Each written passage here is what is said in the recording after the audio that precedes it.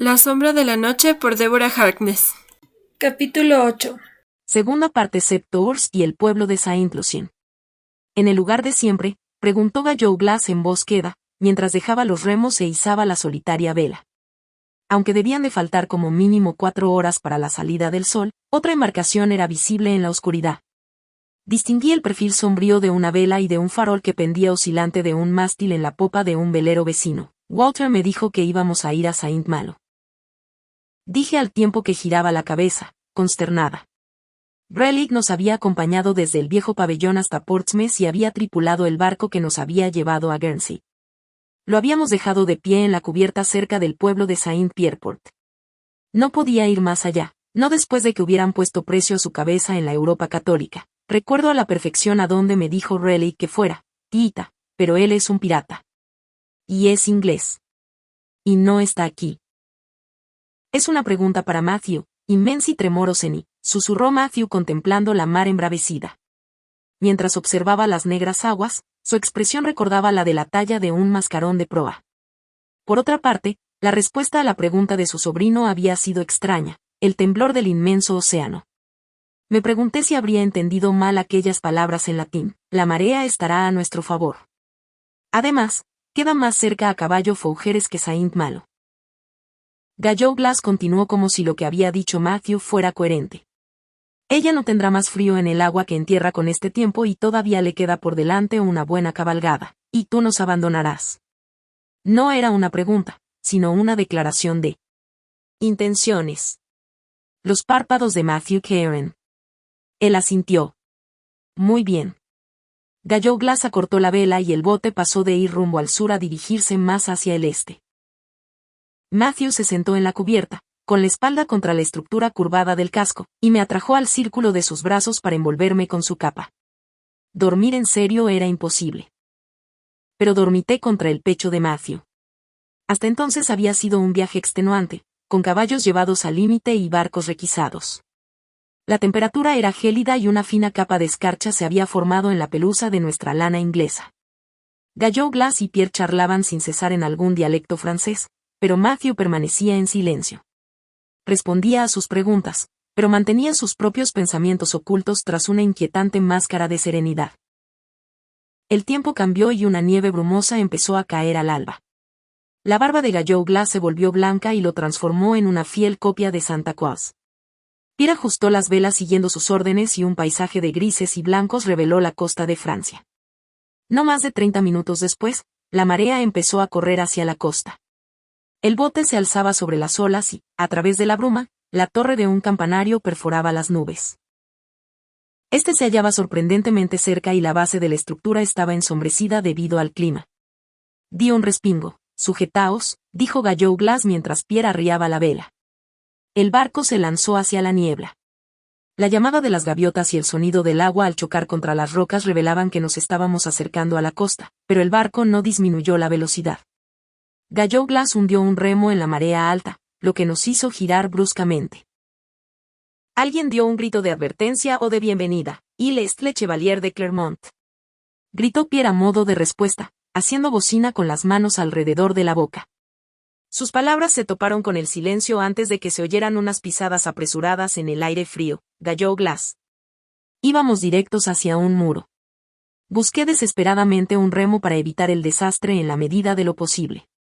Apenas mis dedos se cerraron sobre él, Matthew me lo arrebató de las manos.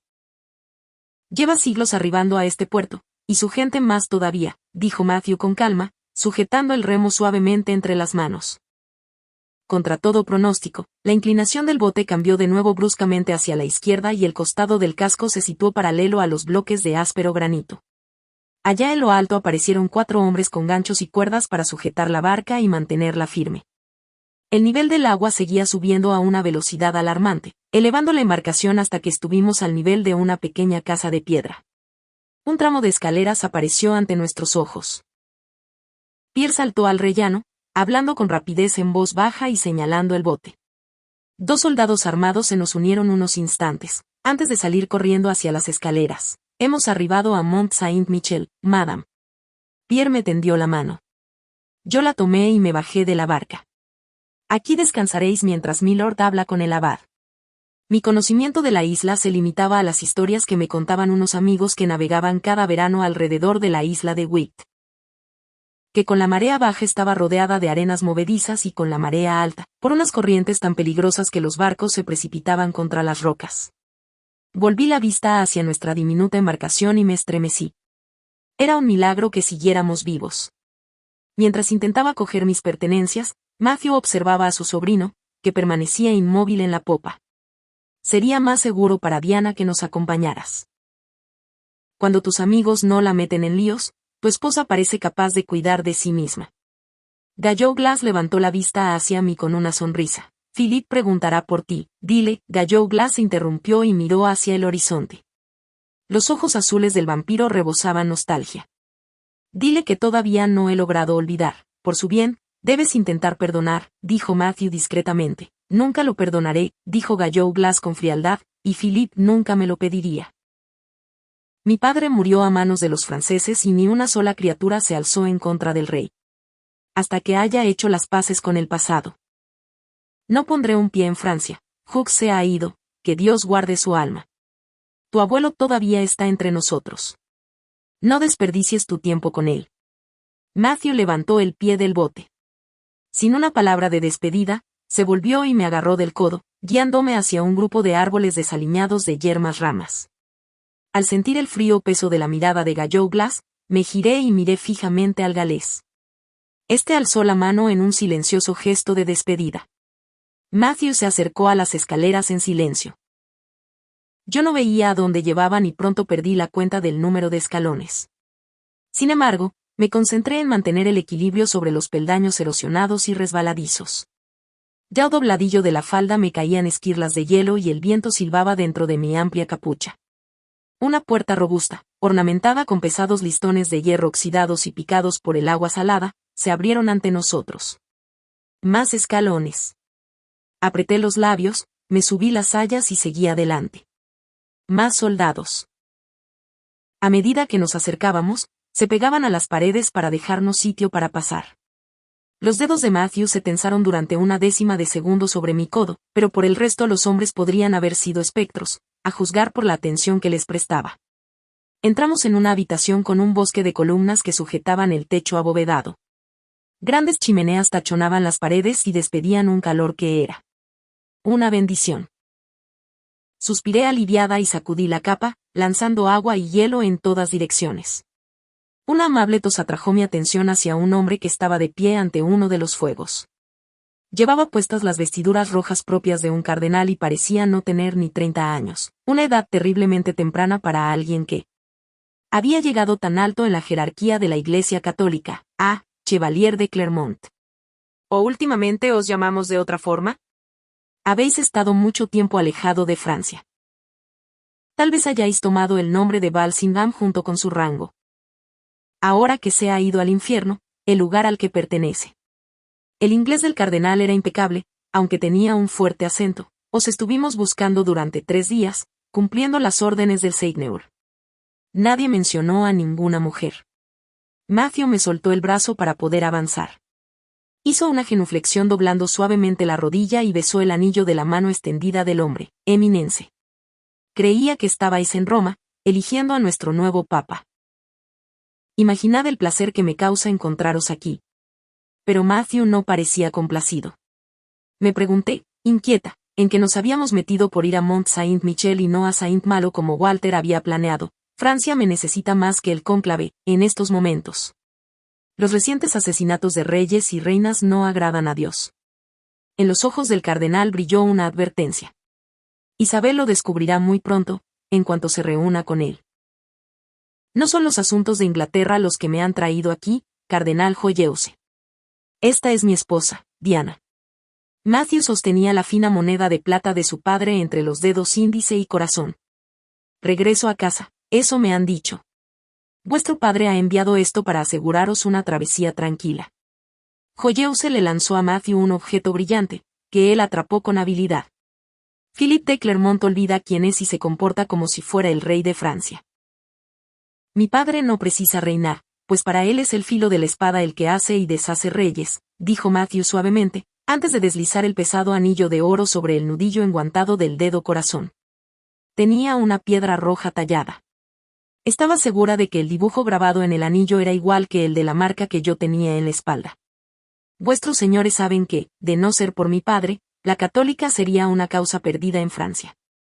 De otro modo, no estaríais aquí. Tal vez fuera mejor para todos aquellos implicados que el Seigneur fuera realmente rey, dado el actual ocupante protestante del trono. Pero ese es un tema para discutir en privado, dijo el cardenal Joyeuse, cansinamente. Acto seguido, señaló a un sirviente que esperaba de pie entre las sombras, al lado de la puerta. Lleva a la esposa del chevalier a sus aposentos. Debemos dejaros, madame. Vuestro marido ha estado demasiado tiempo entre herejes. Una prolongada estancia de rodillas sobre la fría piedra le recordará quién es realmente. Mi rostro debió de reflejar la consternación que me producía que me dejaran sola en un sitio así. Pierre se quedará contigo, me aseguró Matthew antes de inclinarse y poner sus labios sobre los míos. Zarparemos en cuanto cambie la marea. Y esa fue la última vez que vislumbré a Matthew Claremont, el científico. El hombre que se dirigió con paso decidido hacia la puerta ya no era un profesor universitario de Oxford, sino un príncipe del Renacimiento.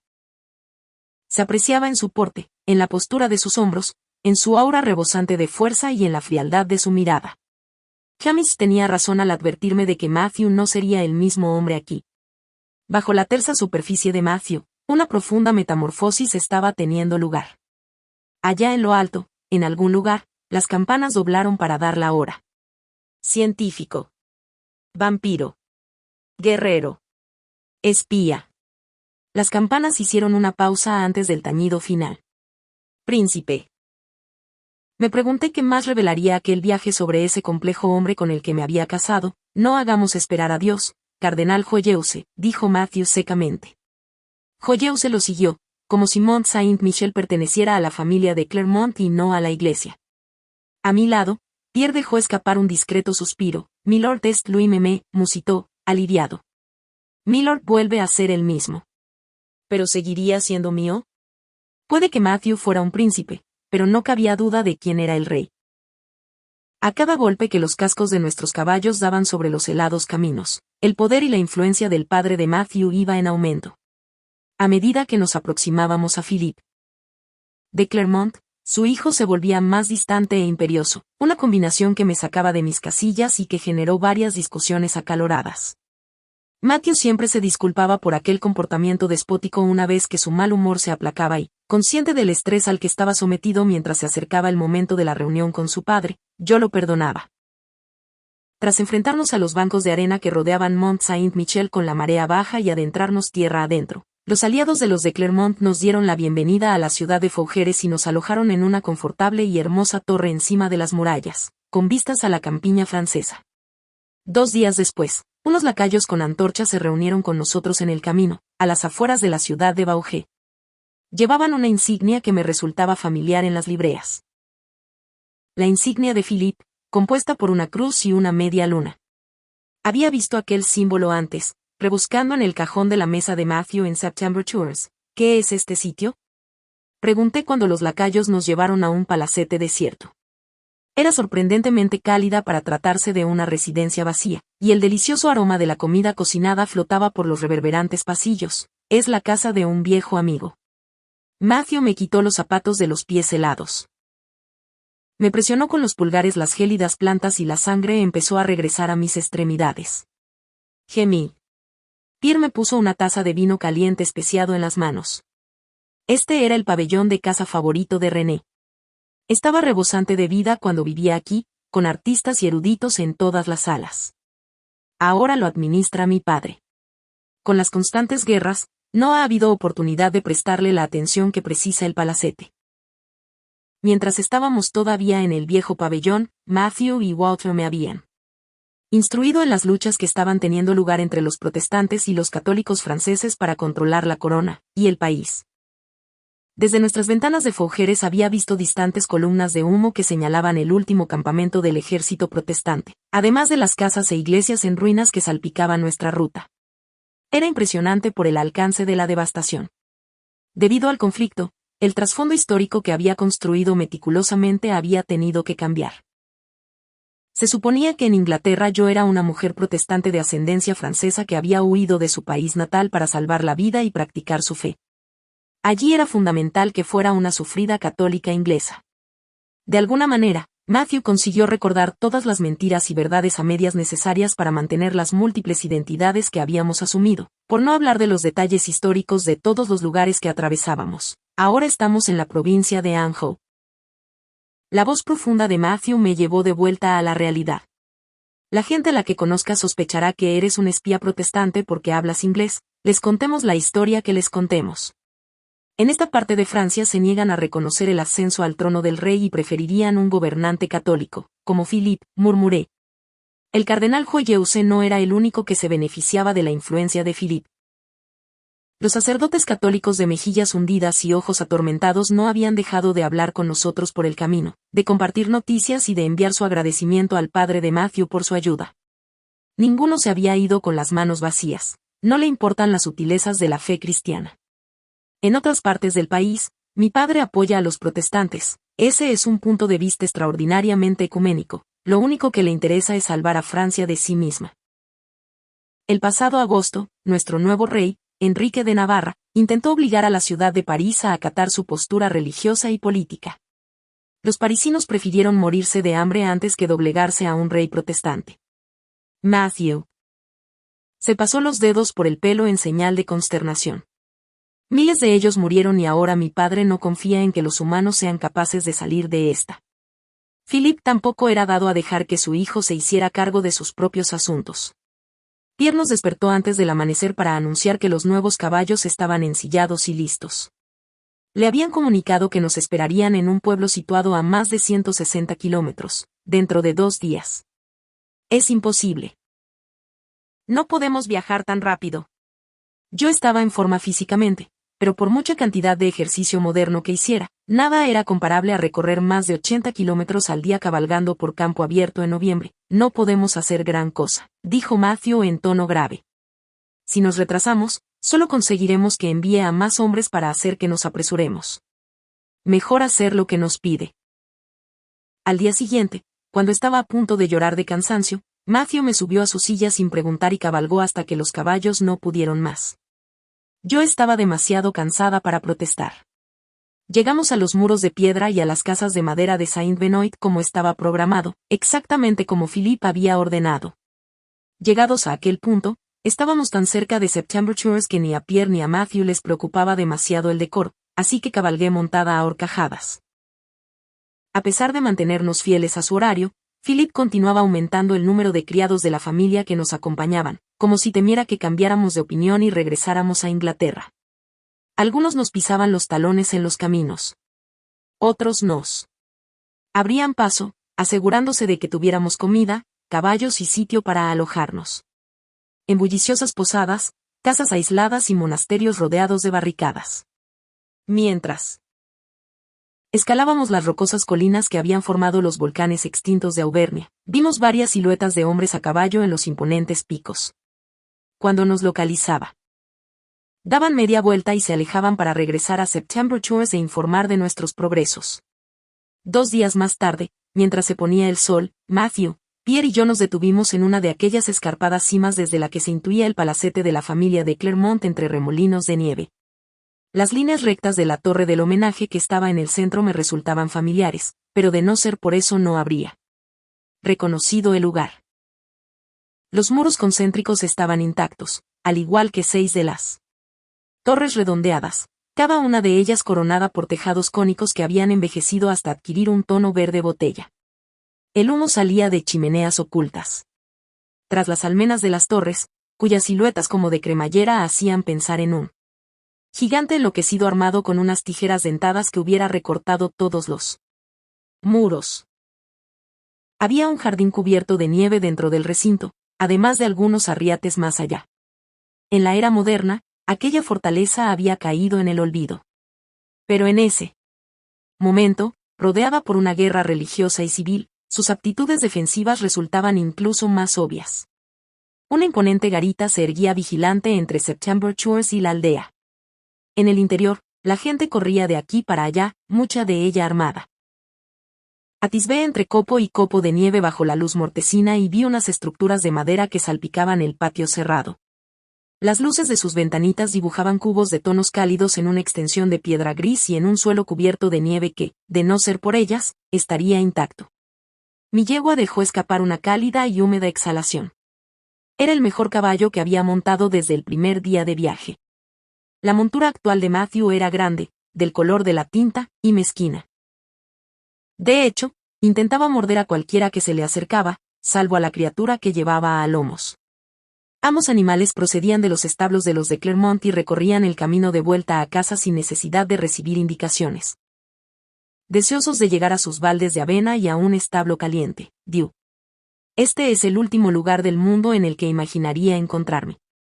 Matthew parpadeó lentamente, como si esperara que el palacete desapareciera ante sus ojos. Extendí la mano y la posé sobre su antebrazo. Incluso ahora tienes elección. Podemos dar la vuelta.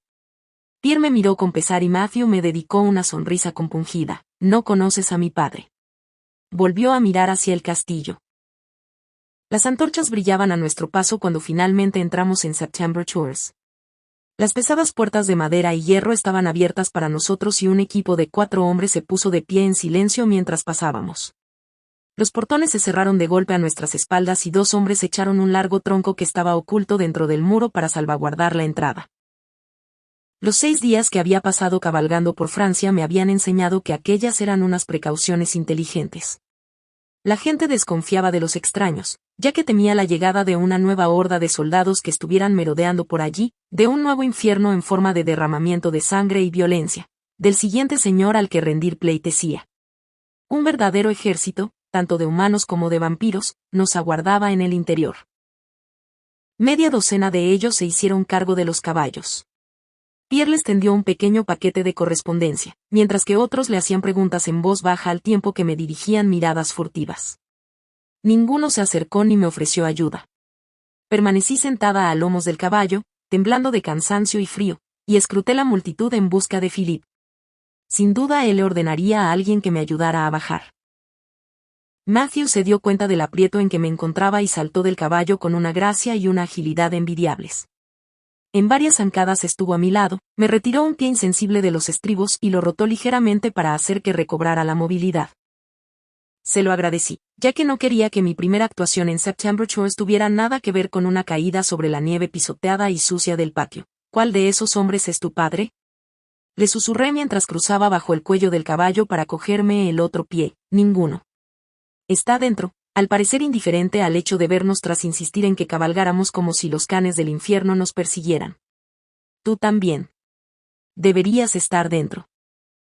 Matthew se puso a dar órdenes en un francés cortante, dispersando a los boquiabiertos sirvientes en todas direcciones hasta que solo quedó un vampiro de pie en la base de una escalera de caracol de madera que subía hasta la puerta del palacete. Experimenté la sensación del choque entre el pasado y el presente. Al recordar una imagen de mí misma trepando por un tramo de escalones de piedra.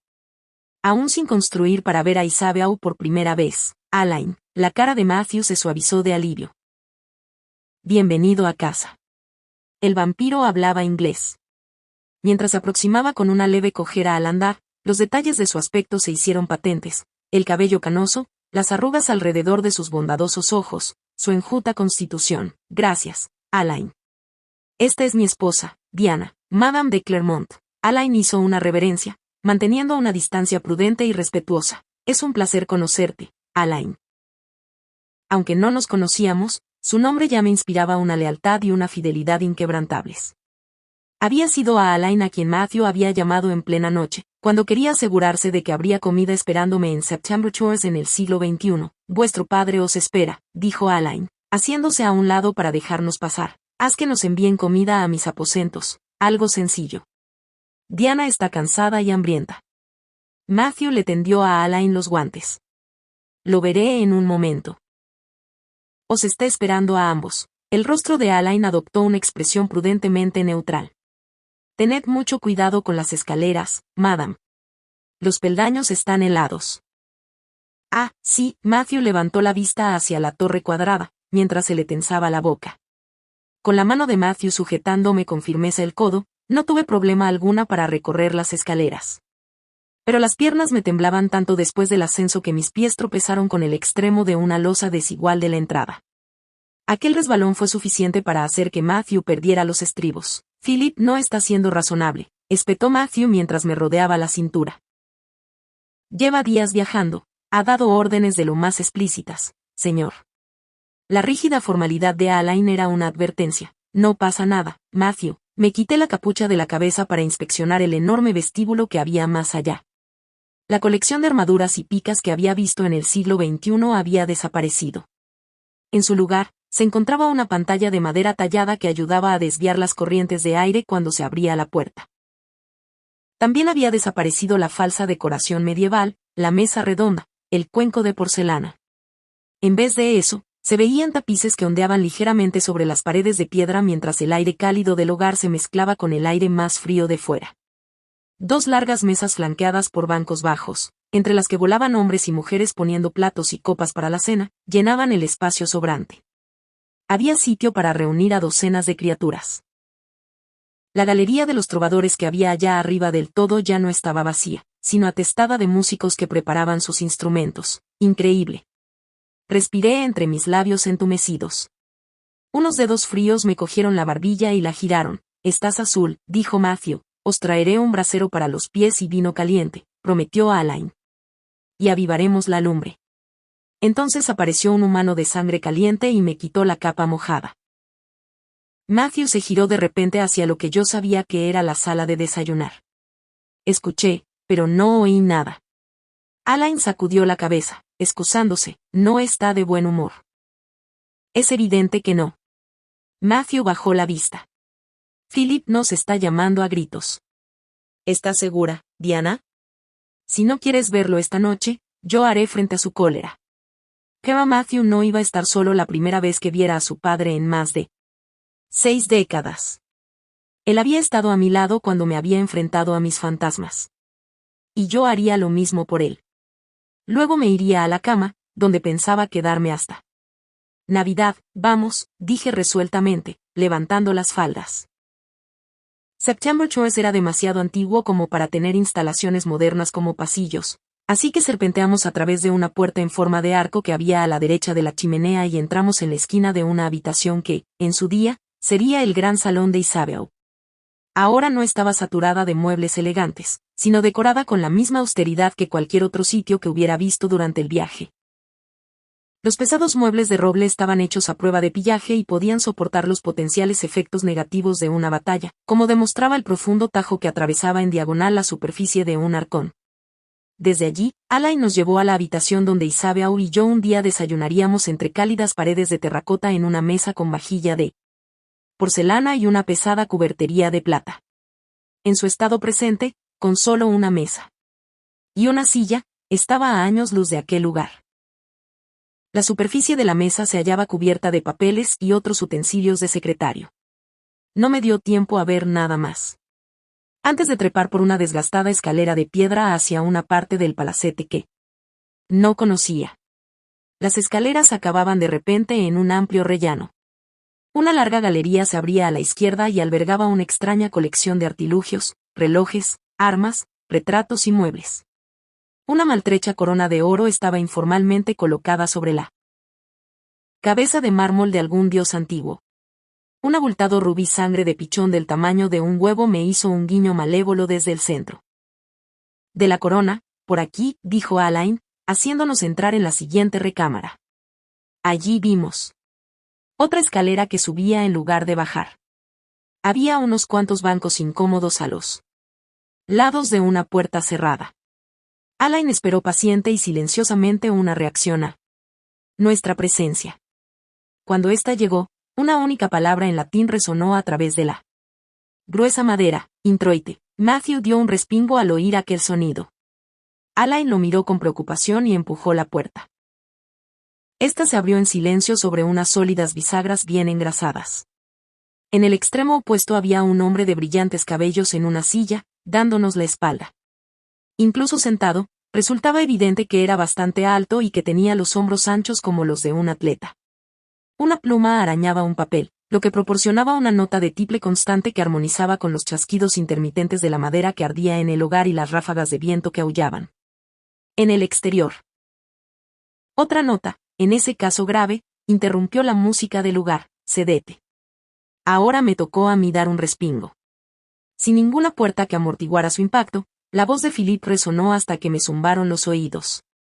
Aquel hombre estaba acostumbrado a que le obedecieran a la primera y sin rechistar.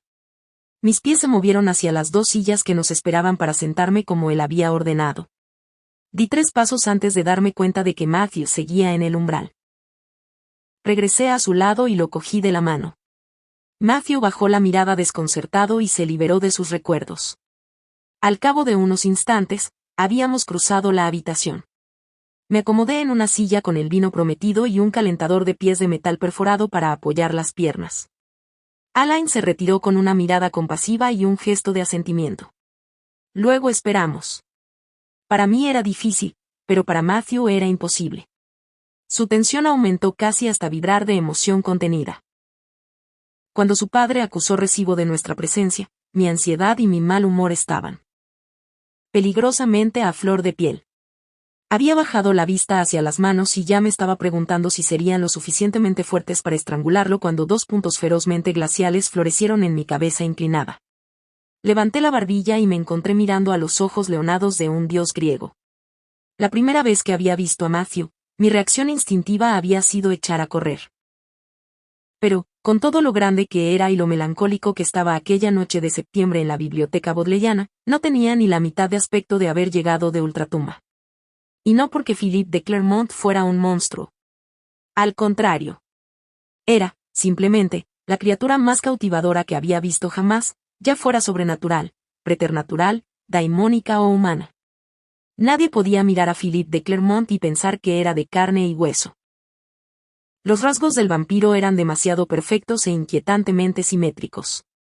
Unas cejas rectas y oscuras se asentaban sobre unos ojos de color pardo pálido, de un dorado cambiante, con motas verdes.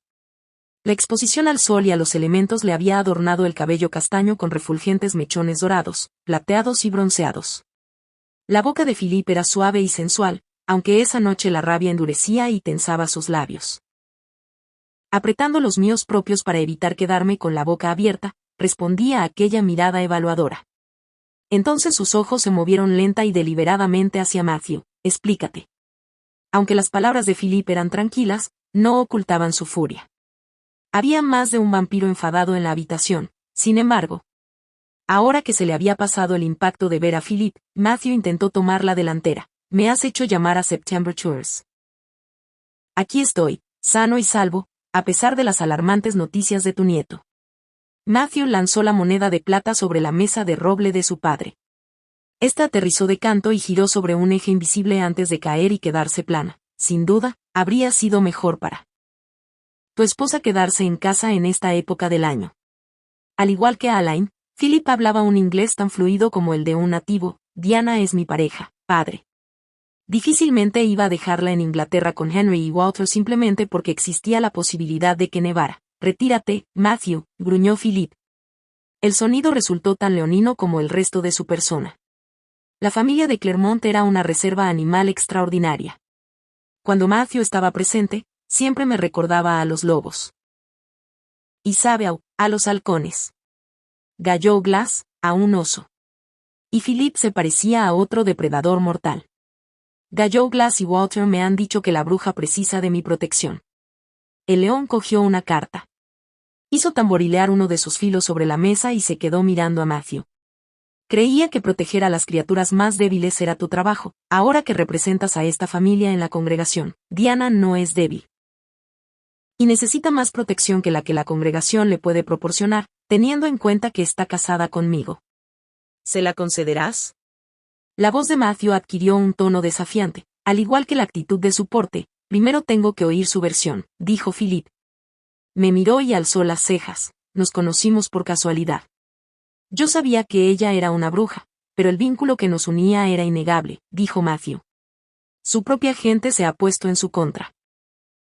Una mano que podría confundirse con una zarpa se alzó en un gesto que le ordenaba que permaneciera en silencio. Philip volvió a centrar su atención en su hijo, Matthäus. La forma que tenía Philip de arrastrar las palabras, como si estuviera cansado, tuvo la eficacia de un látigo a cámara lenta e hizo que su hijo se callara al instante. «Debo entender que eres tú quien necesita mi protección». «Por supuesto que no», replicó Matthew, indignado. «Entonces cállate y deja hablar a la bruja». Decidida a darle al padre de Matthew lo que quería para poder retirarnos de su desconcertante presencia lo más rápidamente posible. Valoré la mejor forma de narrar nuestras recientes aventuras. Recordar todos los detalles llevaría demasiado tiempo y las probabilidades de que Matthew estallara entre tanto eran notables. Respiré hondo y comencé. Mi nombre es Diana Bishop y mis padres eran ambos poderosos brujos. Otros brujos los asesinaron mientras estaban de viaje, cuando yo era una niña. Antes de morir, me hechizaron. Mi madre era vidente y sabía lo que estaba por venir. Philip entornó los ojos con recelo. Comprendía su prudencia.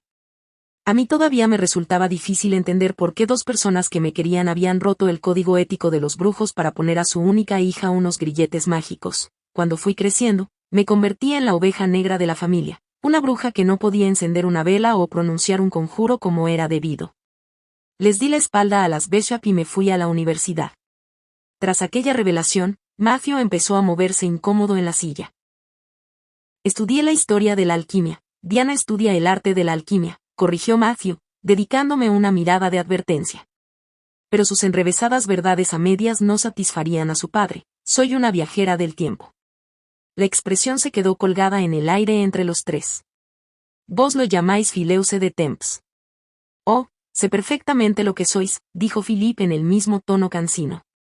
Una fugaz mirada de sorpresa atravesó el rostro de Matthew. He vivido mucho tiempo, madame, y conozco a muchas criaturas. Vos no pertenecéis a esta época, ni al pasado, así que debéis de ser del futuro. Y Matthäus ha regresado con vos, dado que no es el mismo hombre que era hace 8 meses. El Matthew que yo conozco jamás le habría prestado atención a una bruja. El vampiro respiró hondo. Mi nieto me advirtió que los dos olíais muy raro. Philip, permíteme explicar, pero Matthew no estaba predestinado a acabar las frases esa noche. Por muy molestos que resulten muchos aspectos de la presente situación, me alegra ver que podemos esperar una actitud sensata en relación al rasurado en los años venideros. Philip se rascó con indolencia la barba y el bigote, pulcramente recortados. Después de todo, las barbas son símbolo de piojos, no de sabiduría. Me han dicho que Matthew parece un enfermo. Exhalé un suspiro de agotamiento. Pero no conozco ningún conjuro para solucionarlo. Philip desestimó mis palabras. Es verdaderamente sencillo hacerse con una barba. Me estabais hablando de vuestro interés por la alquimia, sí. Encontré un libro, uno que muchos otros estaban buscando. Conocí a Matthew cuando vino a robármelo, pero no pudo porque ya no estaba en mis manos. Entonces todas las criaturas que había en kilómetros a la redonda empezaron a seguirme. Tuve que dejar de trabajar. Un sonido que podría ser de risa contenida hizo que uno de los músculos de la barbilla de Philip empezara a temblar.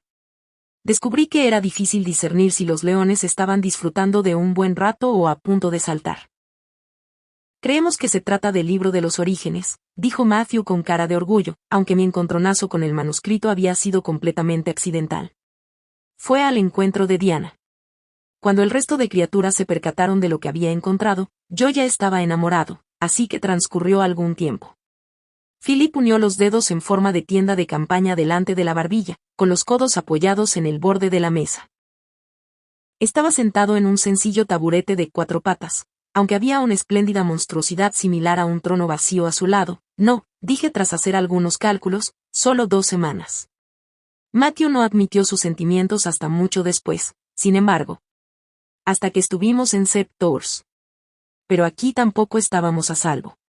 Una noche abandoné el lecho de Matthew y salí afuera. Una bruja me raptó en los jardines. Philip dejó de mirarme y se centró en Matthew. ¿Había una bruja dentro de los muros de September Tours?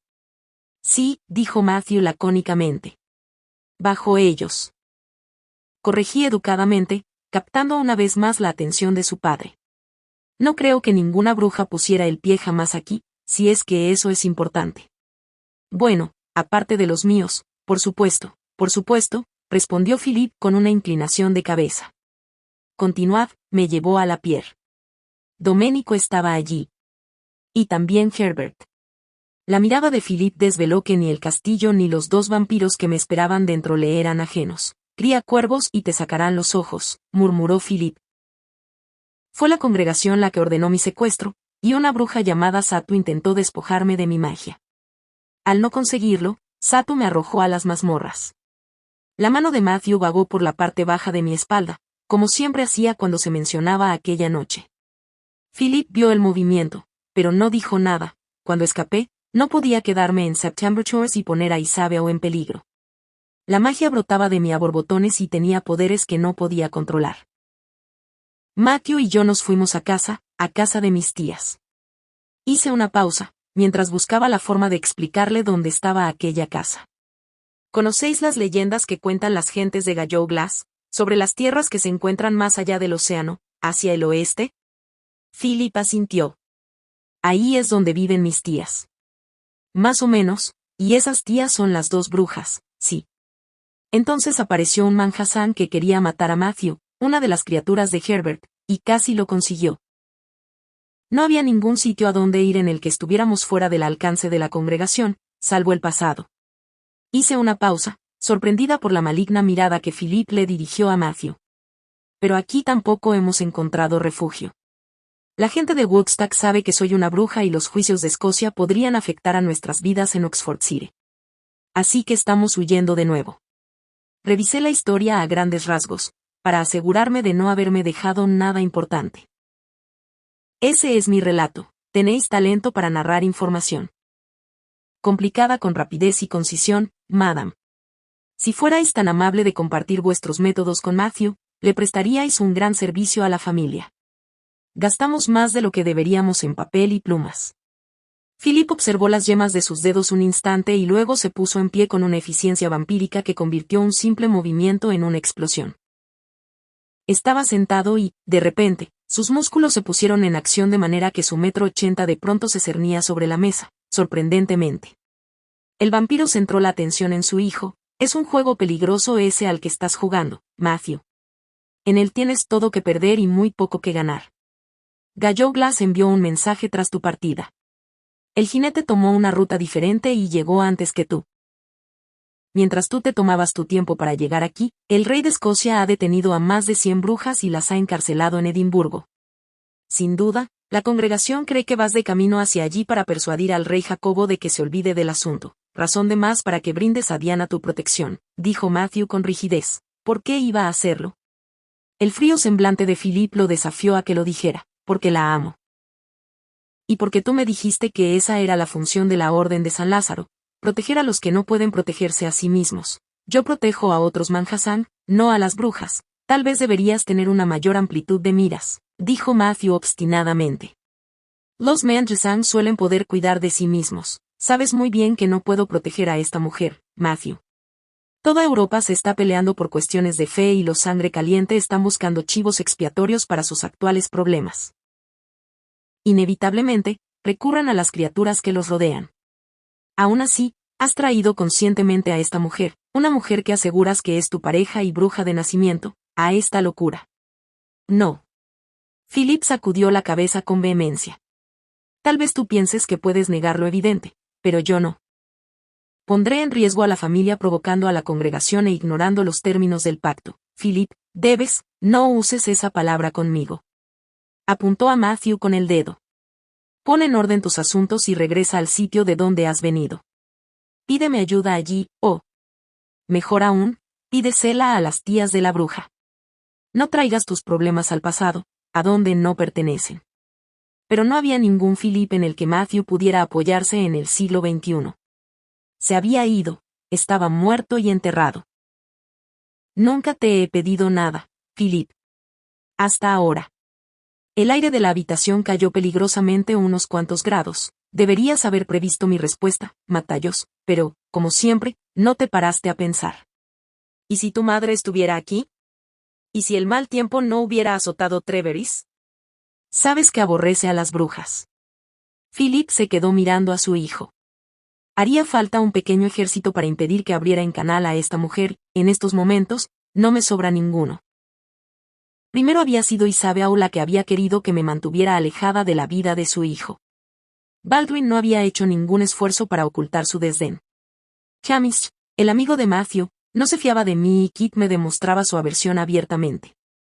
Ahora era el turno de Philip. Me levanté y esperé a que el padre de Matthew me mirara. Cuando lo hizo, lo miré directamente a los ojos. Parpadeó. Sorprendido, Matthew no pudo anticipar esto, Monsieur de Clermont. Confió en que vos lo apoyaríais, aunque su fe estaba equivocada en este caso. Tomé aliento para tranquilizarme. Os estaría muy agradecida si me permitierais quedarme en St. Thors esta noche. Matthew lleva semanas sin dormir y es más probable que lo haga en un sitio familiar. Mañana regresaré a Inglaterra, sin Matthew, si es necesario. Uno de mis nuevos rizos se me cayó sobre la sien izquierda. Levanté la mano para apartarlo y encontré mi muñeca en el puño de Philip de Clermont. Cuando fui consciente de mi nueva posición, Matthew estaba al lado de su padre, con las manos sobre sus hombros. ¿De dónde habéis sacado eso? Philip estaba mirando fijamente el anillo que llevaba en el tercer dedo de la mano izquierda. El anillo de Isabeau. Los ojos de Philip se volvieron salvajes mientras buscaban los míos. Sus dedos me apretaron con más fuerza la muñeca hasta que los huesos empezaron a ceder. Ella nunca le habría entregado mi anillo a otra, no mientras ambos estuviéramos vivos. Ella está viva, Philip. Las palabras de Matthew fueron rápidas y ásperas, destinadas a transmitir información más que a tranquilizarlo, pero si Isabeau está viva, entonces, la voz de Philip se apagó. Por un momento se quedó estupefacto, antes de que la comprensión se apoderara de sus rasgos.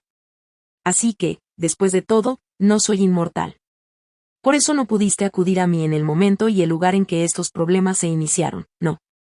Matthew obligó a aquella sílaba a salir de sus labios. Y aún así has permitido que tu madre se quede, enfrentándose a tus enemigos. La expresión de Philip era feroz. Marte está con ella. Baldwin y Alain se asegurarán de que no sufran ningún daño. En esa ocasión, las palabras de Matthew brotaron como una corriente balsámica, pero su padre todavía me sujetaba los dedos. Se me estaban entumeciendo. ¿E Isabeau le dio mi anillo a una bruja? ¡Qué extraordinario! Sin embargo, le queda bien. Dijo Philip en tono ausente, mientras me giraba la mano hacia la luz de la lumbre. Maman creyó que así sería, dijo Matthew con suavidad. ¿Cuándo? Philip tomó aire ostensiblemente y sacudió la cabeza. No. No me lo digas. Ninguna criatura debería conocer su propia muerte. Mi madre había vaticinado su truculento final y también el de mi padre. Helada, exhausta y atormentada por mis propios recuerdos, empecé a temblar. El padre de Matthew no pareció darse cuenta, pero su hijo sí. Suéltala, Philip, le ordenó Matthew. Philip me miró a los ojos y suspiró contrariado. A pesar del anillo, yo no era su amada Isabeau. Retiró la mano y yo di un paso atrás, para situarme muy lejos del alcance del largo brazo de Philip. Ahora que has oído su historia, ¿le darás a Diana tu protección? Matthew escrutó el rostro de su padre. ¿Es eso lo que queréis, madame? Asentí, mientras curvaba los dedos alrededor del brazo tallado de la silla, que estaba a mi lado. Entonces sí, los caballeros de San Lázaro asegurarán su bienestar. Gracias, padre. Las manos de Matthew se tensaron sobre el hombro de Philip, antes de acudir a mi lado. Diana está cansada. Te veremos por la mañana, de ninguna manera. La voz de Philip atravesó la habitación, resquebrajándola. Tu bruja está bajo mi techo y mi cuidado. No compartirá cama contigo. Matthew tomó mi mano en la suya. Diana está lejos de casa, Philip. No está familiarizada con esta parte del castillo, no se quedará en tus aposentos, Matthew, ¿por qué no? Pregunté con el ceño fruncido, mirando primero a Matthew y luego a su padre, porque vosotros dos no estáis apareados. Da igual las hermosas mentiras que os haya contado Matthew. Y gracias a los dioses que es así. Tal vez podamos evitar el desastre, después de todo, que no estamos apareados. Pregunté paralizada. Intercambiar promesas y aceptar una unión con un Manhassan no es un acuerdo inviolable, madame. Es mi marido en todos los aspectos relevantes, dije, mientras mis mejillas enrojecían. Después de decirle a Matthew que lo amaba, Él me había asegurado que estábamos apareados, y tampoco estáis debidamente casados, al menos no de manera justificable si os someten a examen, continuó Philip. Y tendréis mucho si continuáis con esta farsa. Sin duda, Matthew siempre pasaba más tiempo en París rumiando sobre su metafísica que estudiando la ley. En este caso, hijo mío, tu instinto debería haberte dicho lo que era necesario aunque tu intelecto no lo hiciera. Nos prestamos juramento el uno al otro antes de partir. Matthew me dio el anillo de Isabel. Habíamos hecho una especie de ceremonia. Durante aquellos últimos minutos en Madison, recorrí mentalmente a toda velocidad la secuencia de acontecimientos, para encontrar la laguna legal. Lo que constituye un apareamiento Manhassan es lo mismo que silencia cualquier objeción a un casamiento cuando los sacerdotes, los abogados, los enemigos y los rivales vienen con demandas, la consumación física. Las ventanas de la nariz de Philip brillaron. Y todavía no estáis unidos de esa manera. Vuestros olores no solo son extraños, sino también completamente distintos, como si fuerais dos criaturas diferentes en lugar de una. Cualquier Manhassan se daría cuenta de que no os habéis apareado del todo. Claramente Herbert y Domenico lo supieron en cuanto Diana estuvo en su presencia. Y también Baldwin, sin duda, estamos casados y apareados. Basta con que yo lo asegure, no son necesarias más pruebas. En cuanto al resto, no es asunto tuyo, Philip, dijo Matthew, interponiéndose con firmeza entre su padre y yo. Vamos, Matayos, hace tiempo que hemos dejado eso atrás. Philip parecía cansado. Diana es una mujer soltera y sin padre, y no veo ningún hermano en la sala que la represente. Es por completo asunto mío, estamos casados a ojos de Dios, y, aún así, has esperado para poseerla. ¿A qué estás esperando, Matthew? ¿Una señal? Ella te desea. Puedo decirlo por la forma en que te mira. Para la mayoría de los hombres, eso es suficiente. Los ojos de Philip pellizcaron a su hijo y luego a mí. Al recordar la extraña desgana de Matthew en relación a ese tema, la preocupación y la duda se extendieron por mí como el veneno. No hace mucho que nos conocemos. Aún así, sé que estaré con ella, y solo con ella, el resto de mi vida. Es mi pareja. Ya sabes lo que dice el anillo, Philip, ama. Viernes de Querentier, entregar toda tu vida a una mujer no tiene sentido si no le entregas también todo tu corazón. Deberías prestar más atención a la conclusión de esa prueba de amor, no solo al comienzo. Ya tiene mi corazón, dijo. No todo. Si fuera así, todos los miembros de la congregación estarían muertos, el pacto se rompería para siempre y tú deberías estar en el lugar al que perteneces, no en esta habitación, dijo Philip sin rodeos. No sé qué es lo que se considera constitutivo de matrimonio en ese futuro vuestro, pero en el presente es algo por lo que merece la pena morir. Derramar sangre en nombre de Diana no es la respuesta para nuestras dificultades actuales. A pesar de siglos de experiencia con su padre, Matthew se negaba tercamente a admitir lo que yo ya sabía, que no había manera de ganar una discusión con Philip de Clermont. ¿La sangre de una bruja no cuenta? Ambos hombres se volvieron hacia mí, sorprendidos. Tú has matado a una bruja, Matthew. Y yo he matado a un vampiro, un Manhassan, para evitar perderte. Dado que esta noche estamos compartiendo secretos, tu padre podría saber también la verdad.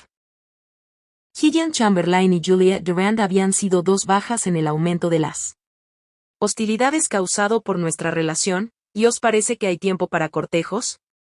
Para ser un hombre que se considera estudiado, Matthew, tu estupidez es sobrecogedora, dijo Philip, indignado. Matthew asumió el insulto de su padre sin rechistar, antes de jugar su mejor carta. Isabel aceptó a Diana como hija, dijo. Pero Philip no iba a ser tan fácil de convencer. Ni tu Dios ni tu madre han tenido éxito jamás en hacerte asumir las consecuencias de tus actos. Al parecer, eso no ha cambiado.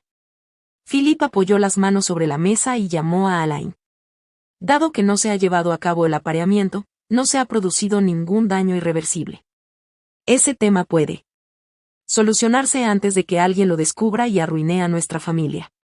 Mandaré llamar a una bruja de Lyon para que ayude a Diana a entender mejor su poder. Tú puedes buscar el libro mientras lo hago, Matthew. Luego los dos vais a iros a casa, donde os olvidaréis de esta indiscreción y seguiréis adelante con vuestras vidas por separado. Diana y yo vamos a mis aposentos. Juntos. Oh, juro por Dios, Antes de que termines de pronunciar esa amenaza, asegúrate muy bien de que tienes suficiente fuerza para avalarla, replicó Philip desapasionadamente. La muchacha dormirá sola y cerca de mí. Una corriente de aire reveló que se había abierto una puerta. Traía consigo un intenso aroma a cera y pimienta molida. Los fríos ojos de Alain se volvieron súbitamente, percatándose de la ira de Matthew y la mirada implacable de Philip. «Has sido derrocado, Mattallos», le dijo Philip a su hijo. «No sé qué has estado haciendo contigo mismo, pero te ha convertido en un blando. Ahora ven aquí. Admite la derrota, besa a tu bruja y deséele buenas noches. Alain, lleva a esta mujer a la habitación de Louisa. Ella está en Viena o en Venecia. No consigo mantenerme al día con los constantes peregrinajes de esa muchacha. En cuanto a ti», continuó Philip, clavando sus ojos amarinos en su hijo. «Irás al piso de abajo y me esperarás en el vestíbulo hasta que acabe de escribir a Gallo Glass y a Riley. Ha pasado algún tiempo desde la última vez que estuviste en casa y tus amigos quieren saber si Isabel Tudor es un monstruo de 2 cabezas y 3 pechos, como todo el mundo dice». Sin ánimo de renunciar a su territorio por completo, Matthew me puso los dedos bajo la barbilla, me miró profundamente a los ojos y me besó bastante más a conciencia de lo que, al parecer, su padre esperaba. «Eso será todo, Diana», dijo Philip con aguda displicencia cuando Matthew hubo acabado. «Acompañadme, madame», dijo Alain, señalando la puerta. Despierta y sola en la cama de otra mujer, escuché el viento ululante mientras repasaba todo lo que había sucedido. Había demasiados subterfugios que examinar, por no hablar del dolor y la sensación de traición. Sabía que Matthew me amaba. Pero debería haber sabido que otras personas podrían dudar de nuestros votos. A medida que pasaban las horas, fui abandonando las esperanzas de dormir. Me dirigí a la ventana. Y me enfrenté al amanecer, intentando descubrir cómo era posible que nuestros planes se hubieran desbaratado tanto en un periodo de tiempo tan breve y preguntándome qué papel había desempeñado Philip de Clermont, y los secretos de Matthew, en tal desarticulación.